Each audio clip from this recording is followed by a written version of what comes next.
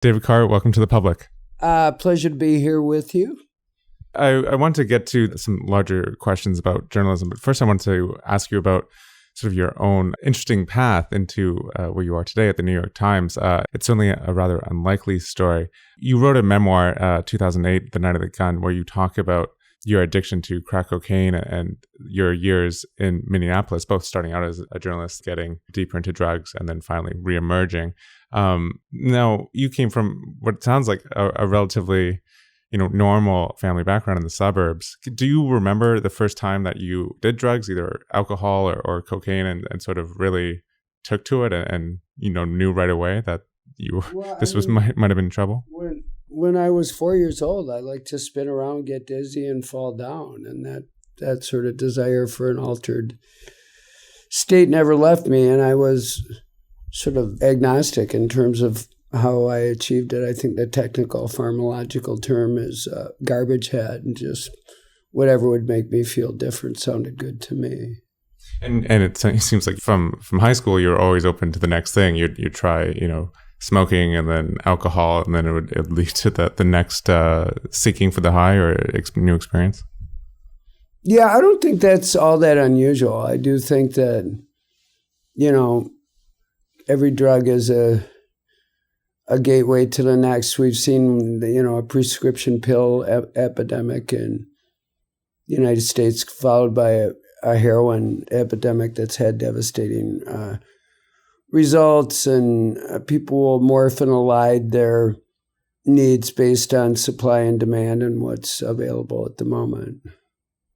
What was the scene like? You were in your early 20s. You went to University of Minnesota, and you started working as a journalist, and you were having quite a bit of success at it. But at the same time, you were staying up pretty late and doing all sorts of wild antics. Can you remember some of the more vivid examples of when you were really pushing the boundaries of the two, and balancing them? It's not a good economic model to do a lot of expensive drugs so you can write a story that you get paid $300 for. So it's not sustainable in that regard. I can remember on a day when I was supposed to interview Dwayne Fredrickson, who was in the auto theft unit, was a good source of mine, that I was instead downstairs in the working part of that building behind bars, and couldn't exactly phone him and let him know that I was going to be a little late for our appointment.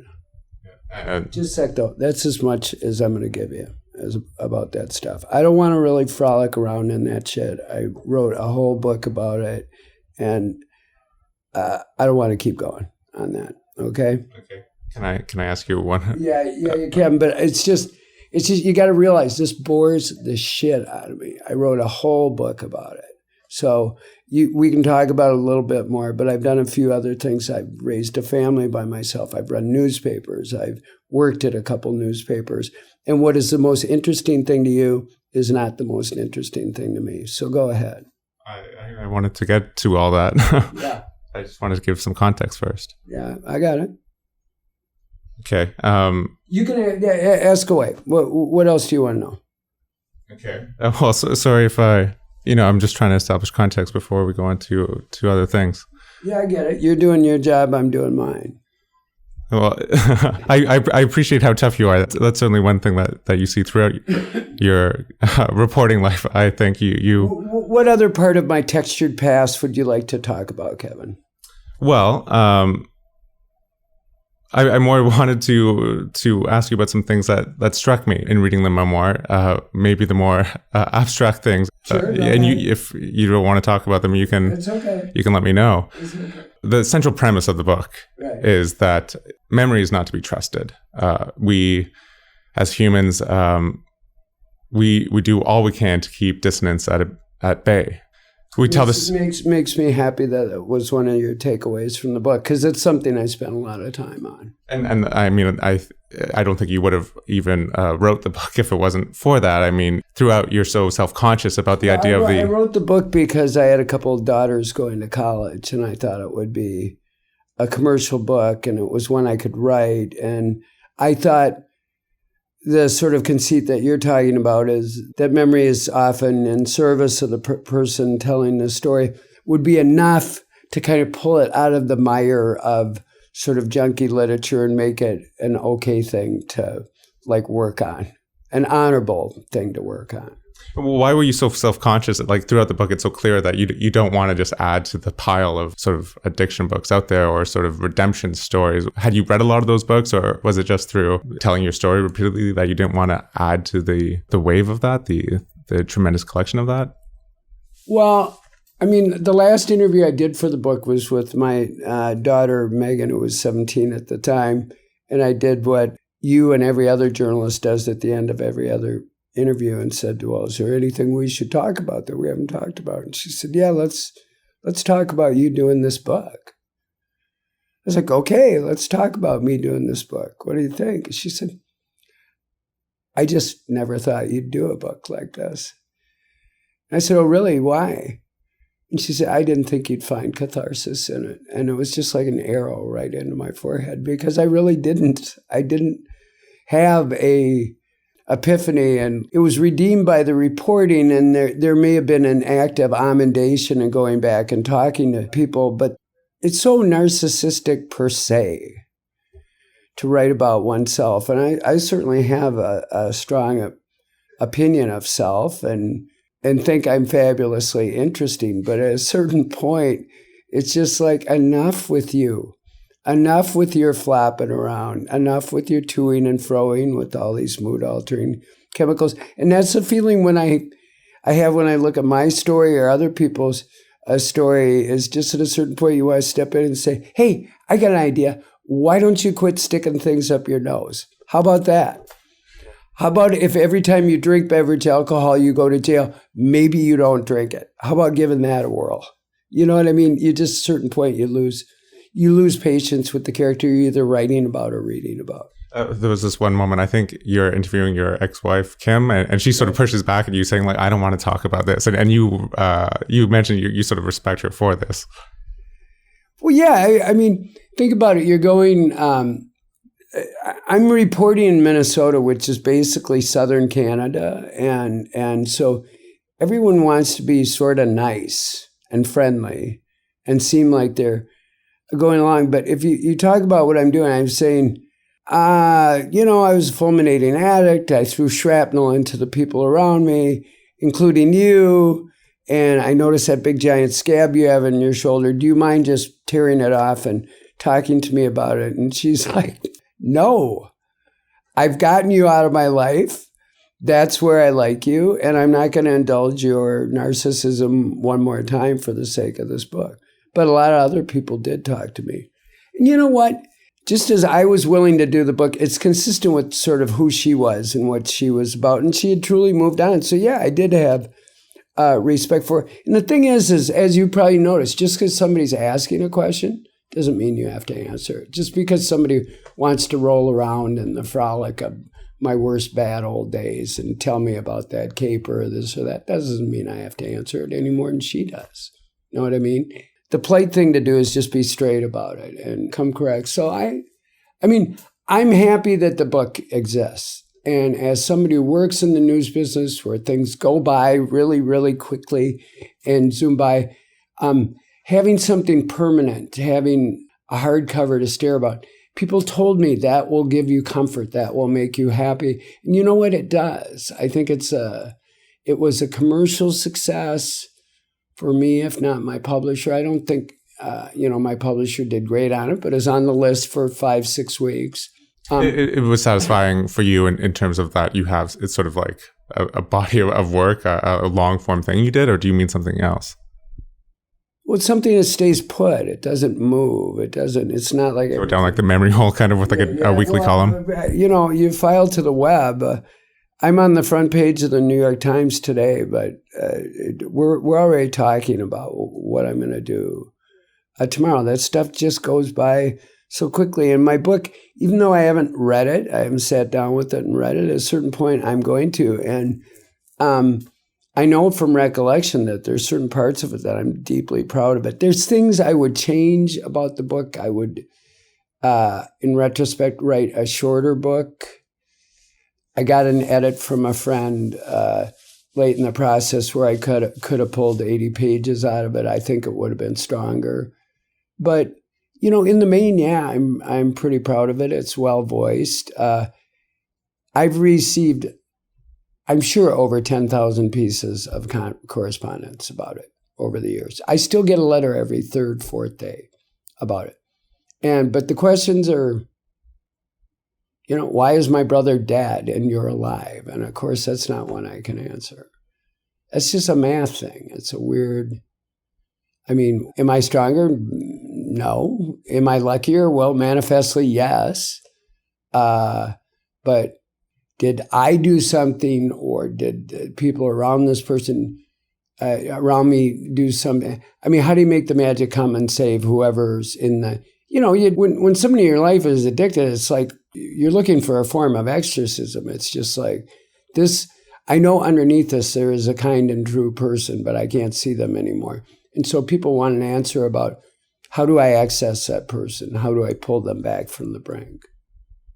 And do you have any answers? No, one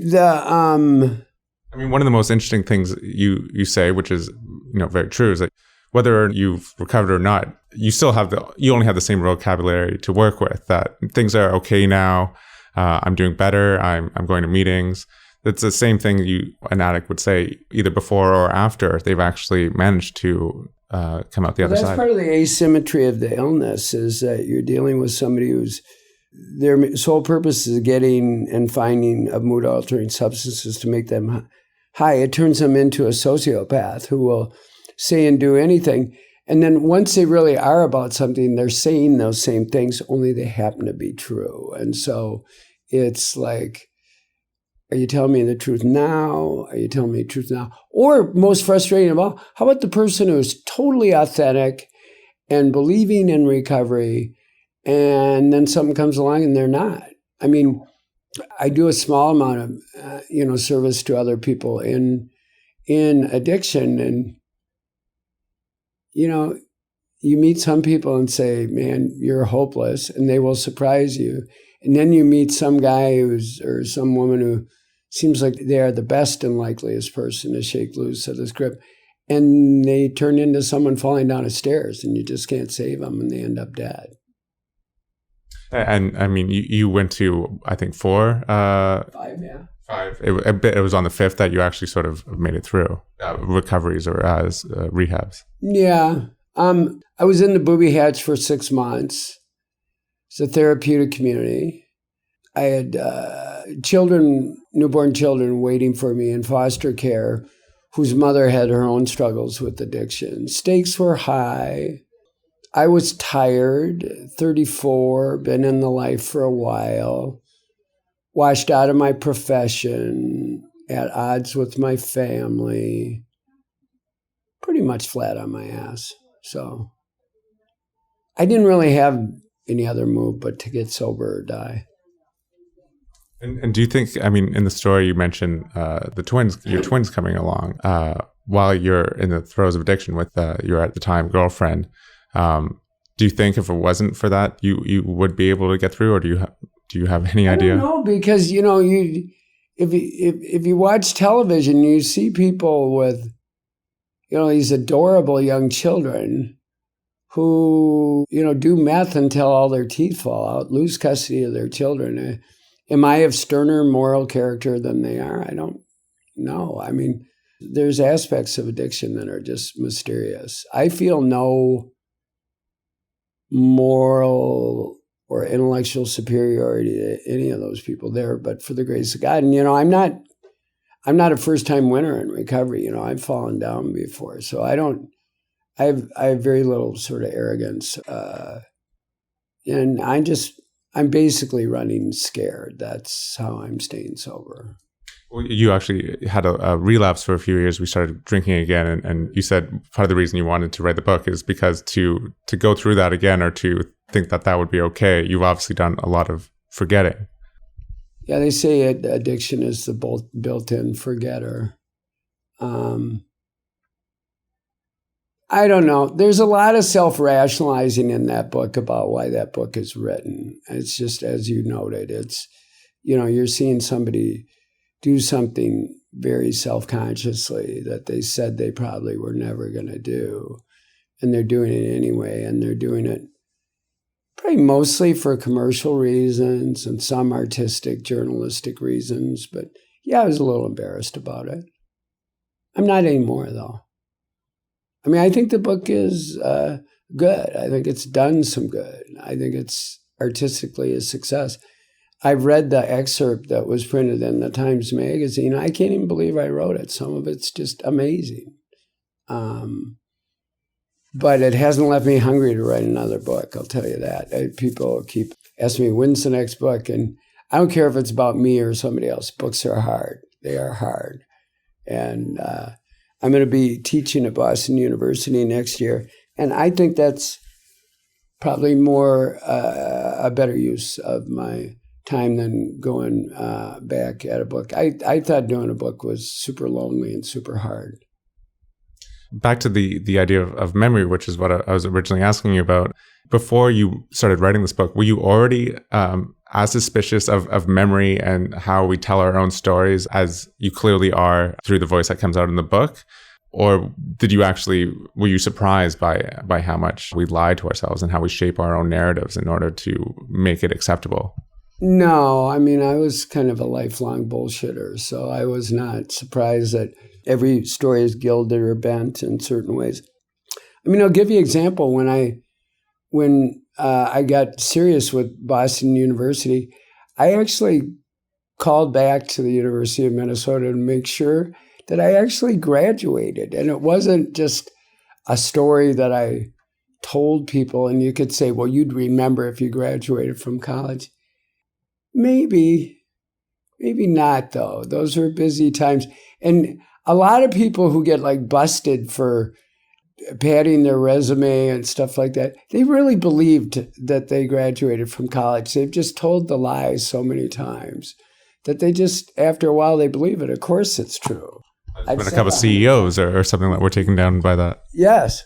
And it's just, the stories we tell, they harden and kneel over time and become fact, even if they are, in fact, no more substantial than a bowl of Jell-O.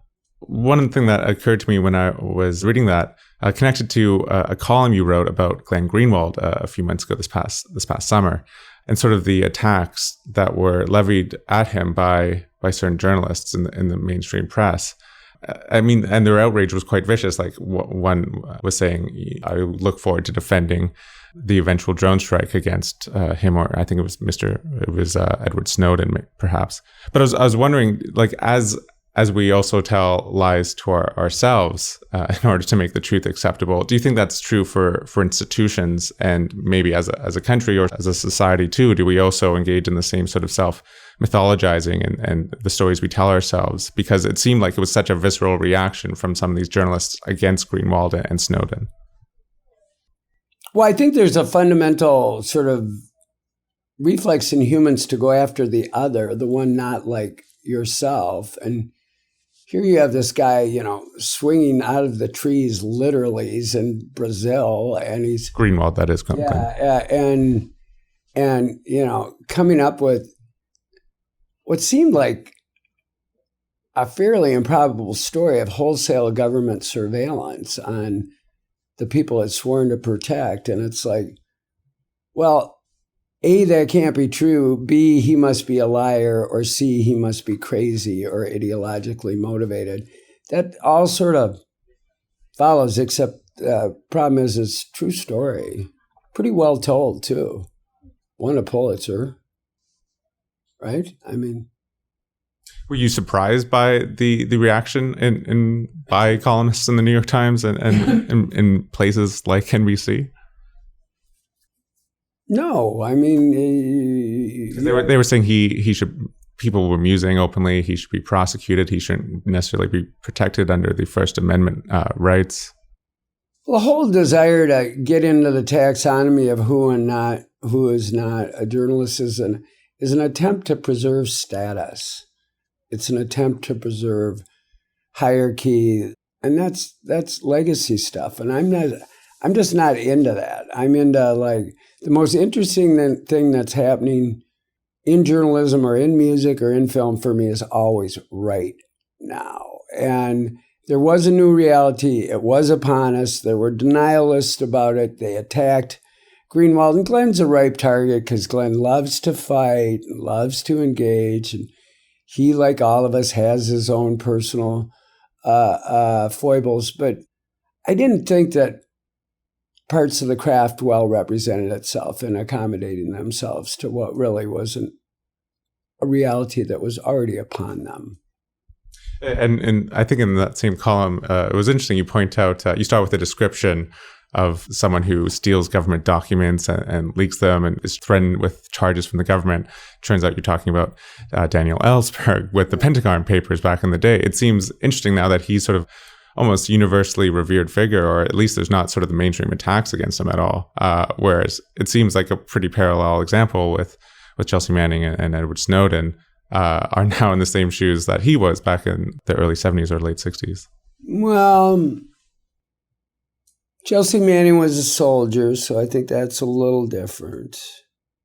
Daniel Ellsberg was, in fact, vilified and attacked. And in this instance, Snowden felt that the protections that would be extended to him by doing business with mainstream news organizations were not worth the trades one would make in terms of the speed with which the information would go out. It's ironic that it turned out that the New York Times and others played a very significant role in the disclosures. And part of what happened is I think there was learning on the part of Julian Assange and WikiLeaks that you can't just plop stuff out there, but to put things in with certain people and not with other people, it engages the competitive apparatus that is journalism and leads to value added coming from all number of sources. And, we live at a time now where if you have important and good information, everything on the web will point toward you. And in the instance of the NSA disclosures, I think the Washington Post, the New York Times, Der Spiegel, The Guardian, especially The Guardian, played a significant role in terms of helping that data access the angel of its better nature and have it come out in a way that was comprehensible, that was a narrative, that did a minimum amount of damage to national security. And people can say that the New York Times is a stooge of the national security state. I don't think the track record is there. And even in instances where we've delayed the release of information, the information became known because of us. And even when we've made mistakes, like the run-up to the Iraq War, I think we made very fundamental errors. But then we stayed put. We're still bearing witness and covering what the U.S. started. We didn't start that war. We played a role in the misinformation that it did, but we stayed put and eventually got it right. I'm proud of that. But it was pretty damaging. A lot of people say it was pretty damaging because then, it was unnamed sources going to Judith Miller about WMDs in Iraq, which would then circle back. Hold on a sec, though. All those people then went on to type that in their mom's basement for 8-10 years in a row. We did something about it at the cost of significant treasure and effort. Went and covered a shooting war. We were early into Syria, Los Anthony's Shadid because of it. I think people can serve as a pilot fish on every error we've ever made, but it's like, what have you done? What are you doing? And part of our brand promise is efficacy and truth. And when we fall short of it, we expect to be held to account. But we ourselves did a lot of the disclosing. We did a lot of reporting. You talk about it like it was yesterday. I see it as hundreds and hundreds of stories ago, important stories ago. Yeah, you brought up the Iraq example first, actually. That's fine. But I mean, people, what fresh horror is this? There's been instances where the New York Times has fallen very short of its standards. But in general, it's sort of miraculous how it moves toward the truth, considering it's a product of human beings. You were just mentioning about people saying that it's unlucky for the national security apparatus. You actually had, I believe, lunch with Julian Assange, and he said as much. Can you tell me about that? Yeah, we were having lunch in England, and he said the primary, I'm misquoting, so sorry for that, Julian, if you hear this. The primary qualification for being a New York Times journalist is willingness to lie and obfuscate. And we're at this table in the English countryside with like 10 people at it. It's like, oh, thank you, Julian. Would you pass the salad, please? I mean, part of him was being provocative and part of him sort of believes that. So, well, there was that one case, you sort of alluded to it, I guess, the 2005 original NSA story, and which was held back for a number of months. I forget what the actual length of time was. But some people would say it's a year. Some people would say it's months. And do you think there's any, Glenn Greenwald would say that a journalist's job is to be questioning of power, questioning of the state. Would you agree with that? Because we don't do it on a schedule that he would, just because we proceed in more judicious ways and we're more willing to examine and annotate information. Doesn't mean that we don't share fundamental values. We're just not on his schedule always. But would you agree with that overall mindset I'm asking? Which is what?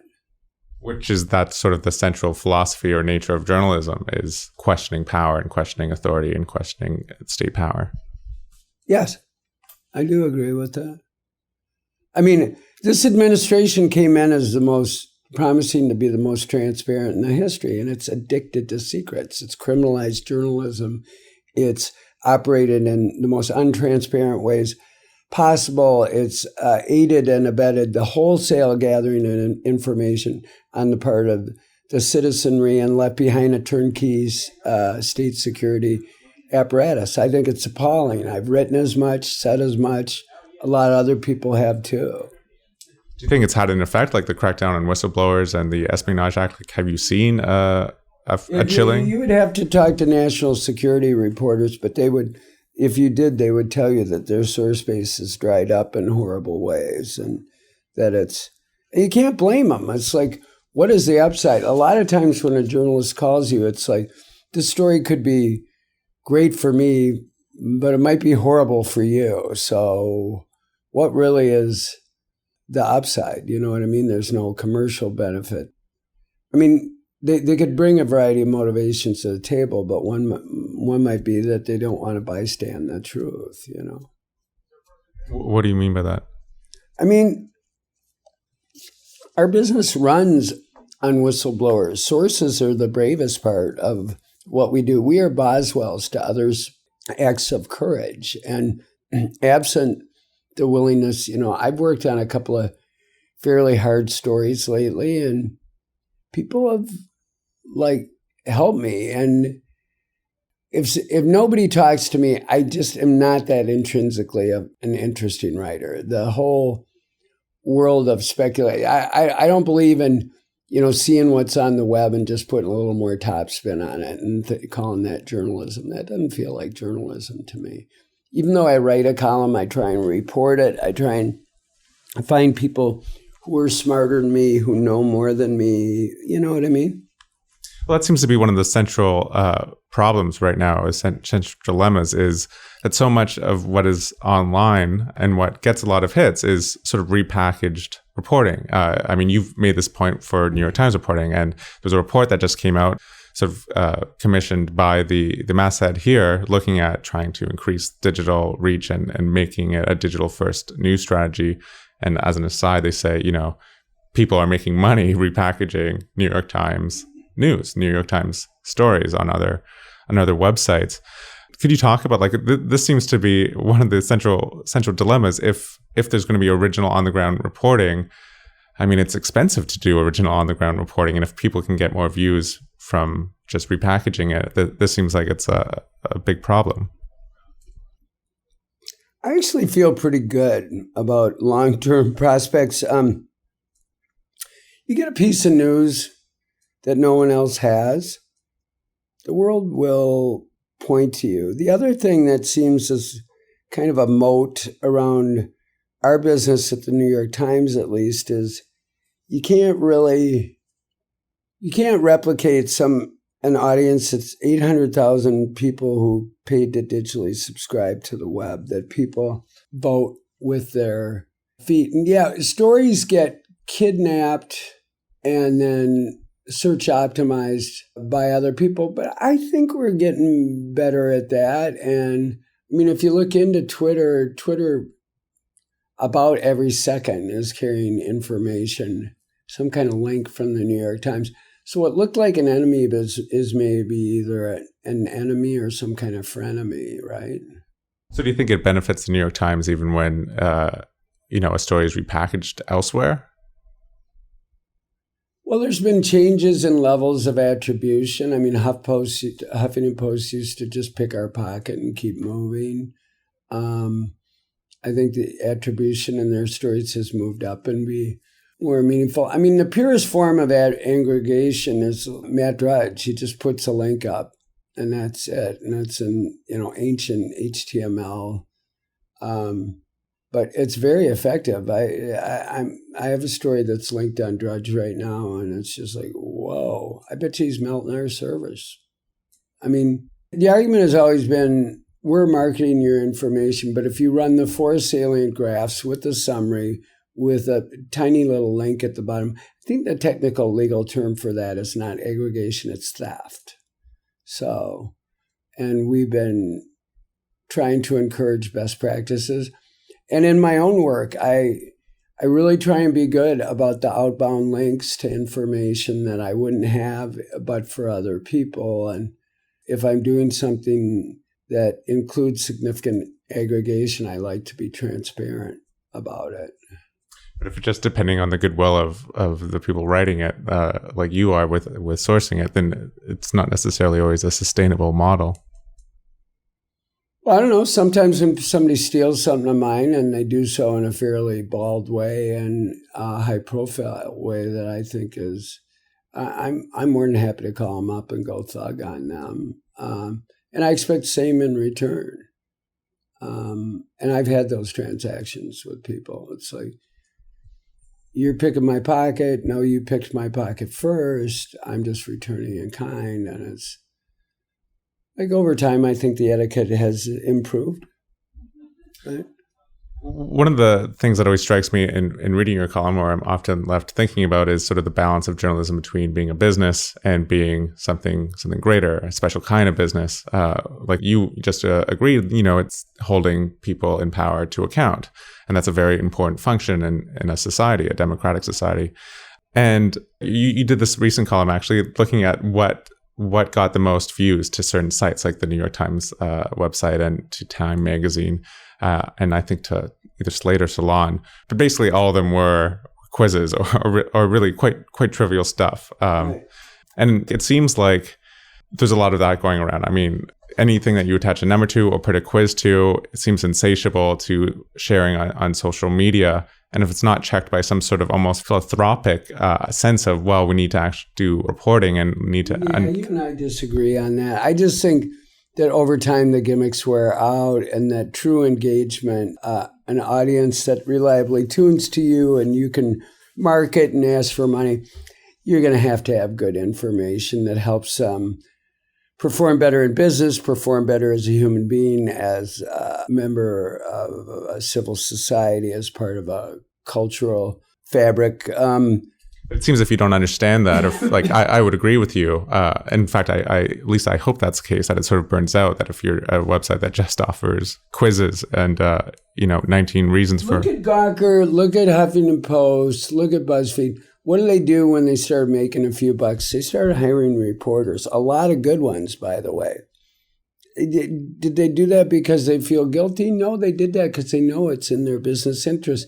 That underneath all that bouncy froth about 11 ways your cat prevented a squirrel attack, that there has to be some meat there. And a lot of those sites are working to put a significant and substantial skin of originally reported information on the top of that so that they're appealing to marketers and so that people believe that the audience is not just a drive-by Gawker crowd, but I don't mean Gawker the site, I mean just kind of looky-loos at a traffic accident, that news is the killer app on the web. You can look and see the spikes.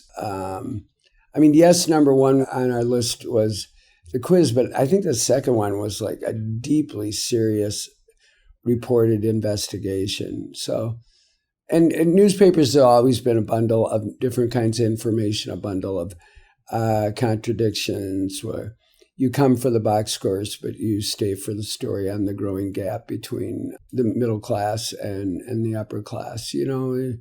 We try and lure you in with certain stuff and get you to stick around and eat some Brussels sprouts while you're here. It seems like they might be actually converging in the middle, or maybe, there might be some institutions like the New York Times that would never go down that road of just only trying to make quizzes or something. But you wrote about the Oregonian, I believe, the newspaper in Portland. Right. And can you tell me a bit about what they're doing? I mean, this is sort of going down the all sort of metrics road.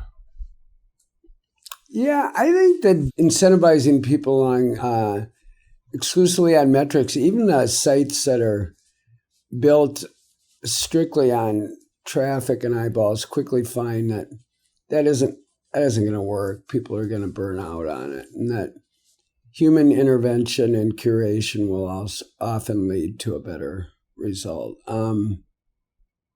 I think I'm speaking from a personal worry. In Canada, in Toronto, our sort of version of the New York Times, the Global Mail, which you might have read on your trips to Canada in the past. What's worrying to, I think, a lot of Canadians is it's clear now, if they're both charging now, they followed a paywall after the New York Times did a couple of years ago. And at the same time, they're laying off journalists. And it's clear from the sort of things on the website that they're going for clickbait. The stuff that leads is on the front page is often celebrity gossip in a way that it never would have a few years ago.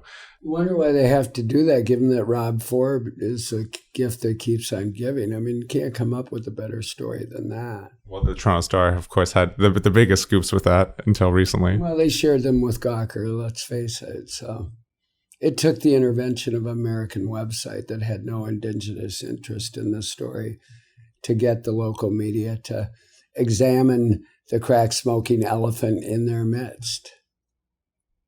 So speaking just from a Canadian point of view, though, or someone from Portland, do you think like eventually they will find out that we can't just do this, that we actually have to hire journalists and that, you have to invest in the product? I think in order to charge for journalism, you have... being a bit of a Cassandra. I mean, there's still plenty of good stuff to read in the Globe and Mail, and maybe...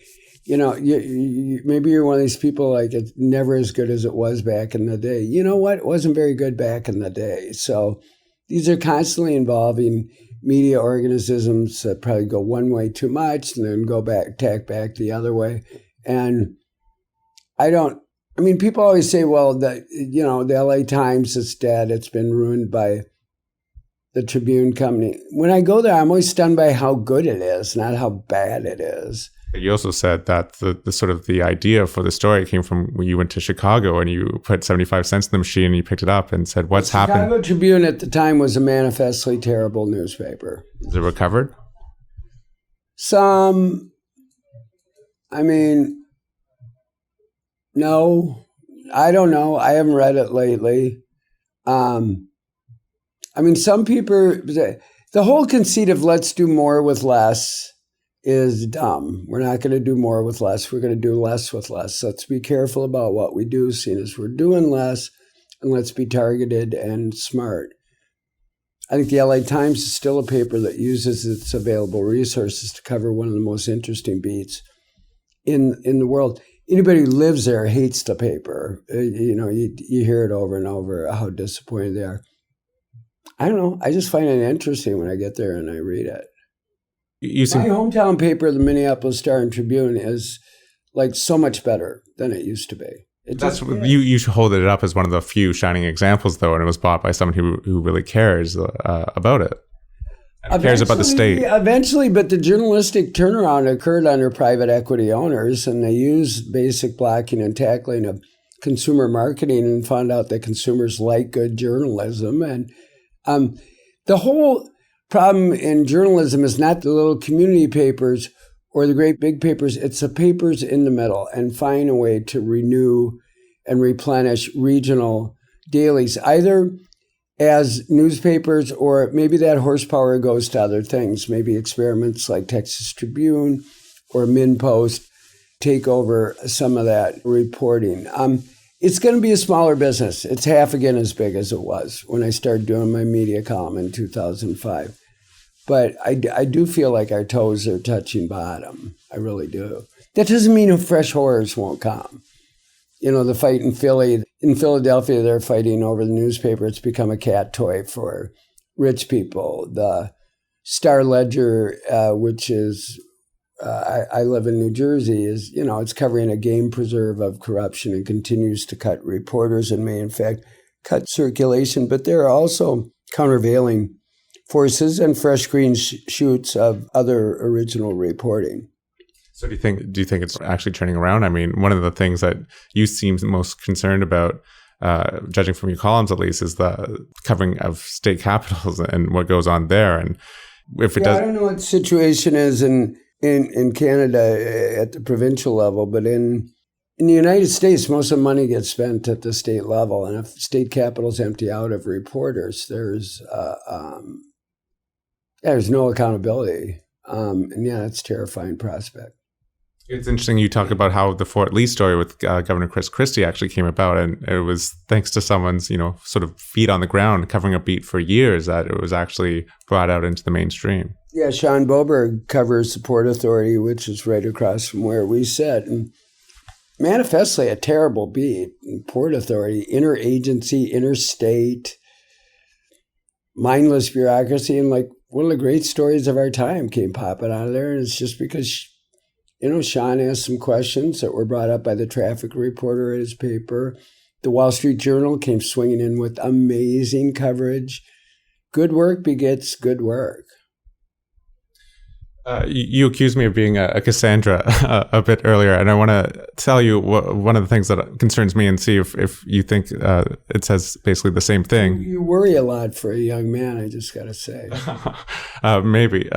These are big institutions. You know, you've quoted, like a young man who says in one of your talks, saying, like, if information is important or worthy enough, it will find me. Yeah, Brian Stelter got that quote from like a college senior like 8 years ago or 7 years ago, and like that really has turned out to be so true. So you do believe that? Yeah, I do. I mean, I have 25-year-old twins, 26-year-old twins, and a 17-year-old daughter. They're always in narrative with what's going on. How do they know what they know? I can't tell. But I very rarely bring up anything that they don't already know about. And it's like information is like osmotically seeping into them. Is it always quality information? Probably not. Is it the kind of information I make a living off of? Maybe not. I'm not sure. But like I do a fair amount of teaching. When I talk to people, I'm not surprised by how dumb they are. I'm surprised how smart they are. I'm kind of a glass half full guy that way. I can tell. Yeah, that's me, Mr. Sunshine. But the concern I want to try out on you is that, you know, I think that is to a large extent true. You know, with the NSA revelations, that stuff will get to you no matter what you're watching or reading. If you follow the news at all, it will get to you. Or the Rob Ford story or anything like that. It's with the important stories, but that aren't necessarily explosive, that I'm wondering if you think still get across. Things like drone strikes or another event in Afghanistan, like a wedding party being hit by forces, like the slow drip of things happening. You wrote about... There are giant cracks in the news ecosystem that great big important stories are falling into. But it seems like this has been accelerated by the internet. One thing you've said, and for me... Accelerated in some ways and ameliorated in others. Okay, well, let me give my point first, is that you talk about how valuable you've seen the newspaper experience now. You know, it almost seems quaint, but each day you get 4 newspapers delivered to your house. And you find it helpful to flip through, because then you stop on the story about Syria or you stop on the story about Ukraine that you say you would never click on during the day. I'm not self-select into that category. I'm not a dedicated internationalist. I'm a provincial American. But yeah, when I go by it in print, I don't know. A lot of times the pictures are engaging. There's certain parts of the world I care a lot about. I know a fair amount about Central America and South America, and I'm interested. Anybody who's not keeping an eye on China is crazy. Sort of the meta story in the EU is fascinating. These are all less captivating to click on during the day, even though they're important. And they're interesting once you get into them, but the things that neither of us would click on during the day. I was thinking about this the other day where I was in a big bad hurry, but still for an hour I had to be sitting there peddling through, news that had been smushed onto paper and thrown onto my lawn. And I'm just thinking 20 years from now, nobody's going to believe that I did that. So you do think that's on the way out then? Yeah. Right now we still do it because the white paper we put out, people give us green paper back. So, that's how we get paid. But I guess the people under 30 aren't paying for that as much. No, but a lot of people are paying us on the web. So, but do you think those stories will be lost? Things like the story in Ukraine and Syria and the international stories that are important, but not necessarily so outrageous or slow. I've seen a lot of sources of Ukrainian reporting, some of which have nothing to do with big national institutions. And there are many routes information can take to the ocean of public opinion today, and newspaper is only one. The ecosystem morph and aligns, and will it exactly replace the other one? No, but everything's got its benefits. And I think important information generally surfaces whether you can make people dine on it or not. That's been an age-old problem in the news business. And you think that's not going away with the death of the physical paper? No. Are you, I was curious, do you follow the analytics of your own columns and blog posts? I did for a while, but I stopped. I think it was warping me. Why did you stop? I don't know. Anytime I write about newspapers, I write about how little people care about newspapers, and people don't care very much about the columns. I write about how little people care about newspapers. Still an important story. So I try not to keep an eye on my traffic metrics. Here, I watch what blows up on Twitter, but Twitter is just one small sampling of a hyper-engaged media demo, It isn't the world. It's sort of like being big in Japan. It's not. It's hardly dispositive. And what about with like the number of emails you'd get on a particular story or That's another level of engagement. But if I want a lot of emails, I could just mention Jon Stewart or Bill O'Reilly or Hillary Clinton or. You said it's a bit depressing when you name someone like this, like the character of the emails you get. Yeah, it doesn't matter if it's right or left. I always just type back and say, does your mom know you talk to strangers like this? This is awful. What sort of stuff would you get? Like, say, you read a column about Hillary Clinton. Your entire family. No, I hope you get cancer and die slowly while your entire family watches. And I just type back and say, really? Really? Is that what you want? And we're talking like dozens of emails like that, or like how many are? Well, that would be a fairly acute example, but the ones that wish ill health on me or the people I love, or I don't know. It's just, why does that have a spot in the discourse? When you notice it is when you also get incredibly reasonable emails that have fundamental disagreements with you and say, I think you're full of crap. Here's why we disagree, and blah, blah, blah. And those are the ones that always bring me up short. Like when I used to edit a paper, it's always the reasonable caller that was the biggest threat to my sanity, because they might grind their way to a real truth and a real shortcoming. And people who reflexively, like yesterday, our editor was removed, Jill Abramson, and I worked on a story, and there's a whole back channel of people who assign motive that it's Zionist or it's anti-Zionist, or that it's part of a conspiracy to keep pay equity out of the workplace, and it's like, We're just sometimes a truck that people hang paper on. I mean, it's just like... Do you think, this is something I always wonder about, like, do you think it's just easier for those people to get in touch now so that they do it without thinking? Or do you think the sort of confirmation bias nature of the internet has made this more common? Well, even if somebody's being unreasonable when they, or they're being needlessly nasty, and I'm, as a general matter, quite a profane person and kind of, I have a mean streak in me, but when I am representing the New York Times, I don't give full throat to those characteristics. So I feel like I'm sort of fighting with one hand tied behind my back. But if they've read everything, if they read to the bottom, and even if they're being crazy in response, I feel that's a kind of engagement. And what I usually find is even... Do you think that comes across that they've read to the bottom usually? Well, you can tell the people that saw a link on Drudge and just didn't open it and just start typing. So there's a lot of those.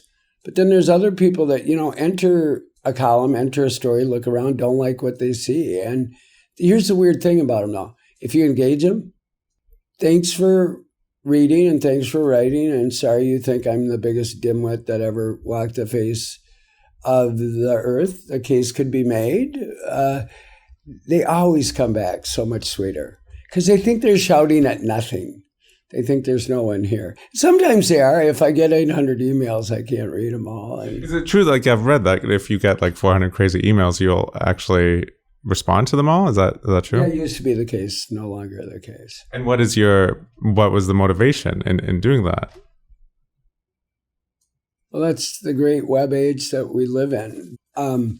That if supposedly we're gonna do the story, tweet it out, get the emails, respond to all the emails and stuff. And after a while, it's like, boy, but I'm really not doing my job. So I better quit responding to all these emails.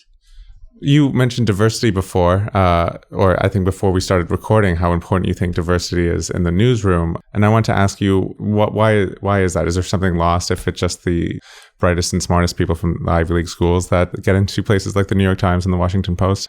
I just think it's terrible business to have a monolithic culture. You miss a ton of... When I went to work at Washington City Paper, which is in D.C., there's a lot of us white people trying to cover a black majority city. It just didn't work. It didn't work on a journalistic level. It didn't work. Never mind the politics. I happen to believe in affirmative action, but who cares? It's just like it was not my business and journalistic interest to run a mostly white paper in a black majority town. So I made efforts, mostly self-interested, to diversify the staff. Or something like reporting on welfare or reporting on drug addiction if the person hasn't seen it or felt it up close. Yeah, I think I can bring a little bit of experience to the welfare story or the addiction story. Because I imagine that would make a big difference. I mean, it's so easy to otherize. Sure. Yeah, it's all those people like... Being on welfare is the biggest cakewalk there ever was. You try living on $3 till Wednesday. It's terrible. I never want to go back there. And just one final comment. I mean, you push back at me quite a bit about sort of my own dire worries about the journalistic profession. I mean, what is your overall state of things? Like, what are you looking out for? What are you optimistic about? What are you not so optimistic about when you look at the overall scene of things in journalism? My daughter in her email signature says, I keep on the sunny side of the street, and I think you are my kid. I love that you got that from me. I always think, I sit down to every movie I watch, every TV show, every sporting contest, just expecting it to be the best thing I ever saw. And I'm optimistic. I love the kinds and brands of journalism that are occurring. And I do think that a business model is evolving that will eventually support this great burst of excellent journalism we're living through. Well, I certainly hope you're right, because it's a pleasure to read you each week and the other great news outlets in America, and it would be a shame if more of them disappear.